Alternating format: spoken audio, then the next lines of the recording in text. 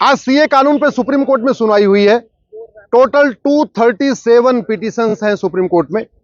236 का ये कहना है कि ये जो सीए है ये गलत है, आर्टिकल 14 का वायलेशन है, इसलिए सीए कानून को भी खत्म किया जाए। जो सीए का रूल नोटिफाई हुआ है उसके भी लिए एप्लीकेशन फाइल किया है कि नहीं, ये रूल को भी स्टे कर दिया जाए, सिटीजनशिप न दिया जाए। जो सीए का विरोध करने वाले हैं उनका ये कहना है कि चूंकि इसमें केवल हिंदू, जैन, बौद्ध, सिख, पारसी, ईसाई को ही नागरिकता दी जा रही है, मुस्लिम को छोड़ दिया गया है, ये इसलिए आर्टिकल 14 का वायलेशन हो रहा है।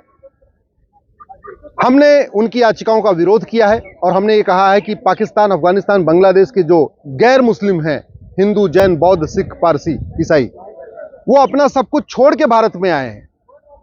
हिंदू, जैन, बौद्ध, सिख, पारसी, ईसाई अपना खेत खलिहान छोड़ के आए हैं, अपना दुकान मकान छोड़ के आए हैं, अपना घर छोड़ के आए हैं, अपनी नौकरी छोड़ के आए हैं, अपना व्यापार छोड़ के आए हैं। पाकिस्तान, अफगानिस्तान, बांग्लादेश में जो गैर मुस्लिम हैं उनके साथ इतना भेदभाव होता है, उसको कहना, उसको व्यक्त करना बहुत मुश्किल है।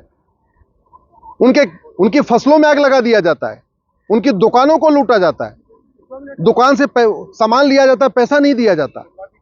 पाकिस्तान, अफगानिस्तान, बांग्लादेश के हिंदू, जैन, बौद्ध, सिख अपनी बेटियों को कॉलेज में नहीं भेज पा रहे हैं, उनकी हायर एजुकेशन नहीं हो पा रही है। तो जब वो भारत में आए हैं तो उनको सिटीजनशिप मिलनी चाहिए। और ये उस समय भी एग्रीमेंट हुआ था जब भारत का विभाजन हुआ था कि अगर पाकिस्तान या बांग्लादेश में किसी को दिक्कत आएगी तो उसको भारत नागरिकता देगा। ये गांधी जी ने भी कहा था, नेहरू जी ने भी कहा था, सरदार पटेल ने भी कहा था, उस समय के जितने कैबिनेट में लोग, सब लोगों ने कहा था कि अगर कोई प्रॉब्लम आएगी देश विभाजन के बाद तो हम नागरिकता देंगे। इसलिए जो रूल नोटिफाई हुआ उस पर स्टे नहीं होना चाहिए और वहां के नागरिकों को, वहां पे अफगानिस्तान, पाकिस्तान, बांग्लादेश के जो आए हुए हैं हिंदू, जैन, बौद्ध, सिख, उनको नागरिकता मिलनी चाहिए। अफगानिस्तान जो कि दुर्योधन का ननिहाल था, गंधार था, वहां वो हिंदू राष्ट्र था 1805 में, पंडित नंदराम टिक्कू प्रधानमंत्री थे वहां पे, लेकिन धीरे धीरे खत्म होते चले गए, अब केवल 20 परिवार बचे हैं।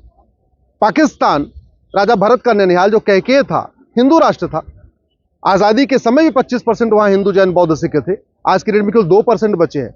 अब वो 2% में जो लोग भारत में आए हैं, अगर उनको सिटीजनशिप भारत में नहीं मिलेगी तो फिर कहां मिलेगी? बांग्लादेश के लगातार हिंदू, जैन, बौद्ध, सिख, पारसी, ईसाई खत्म हो रहे हैं, तो उनको बचाने के लिए उनको नागरिकता देना बहुत जरूरी है।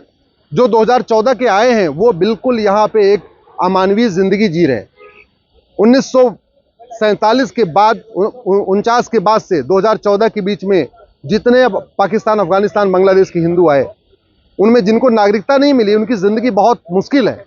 उनको बिजली का कनेक्शन नहीं है, उनको व्यापार करने का राइट नहीं है, उनके बच्चों को हायर एजुकेशन नहीं हो पा रही है, उनको वोटिंग का राइट नहीं है, उनको कोई भी बेसिक सुविधाएं नहीं मिल पा रही है। ऐसे में उनको नागरिकता देना इस सरकार की ड्यूटी है।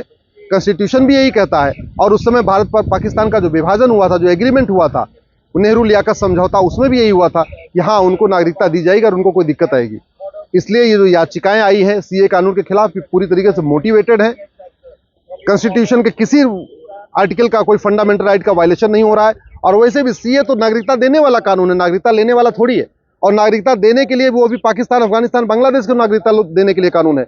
भारत में जो लोग रह रहे हैं, ना उनकी इससे नागरिकता जा रही है, ना उनकी नागरिकता छिन रही है, तो फिर भारत के लोग इसका विरोध कैसे कर सकते हैं? माननीय सुप्रीम कोर्ट ने केंद्र सरकार को 3 सप्ताह का समय दिया है। अब इस पे अगली सुनवाई 9 अप्रैल को होगी और मुझे पूरा भरोसा है कि ये जो इनकी याचिकाएं हैं ये खारिज हो जाएंगी।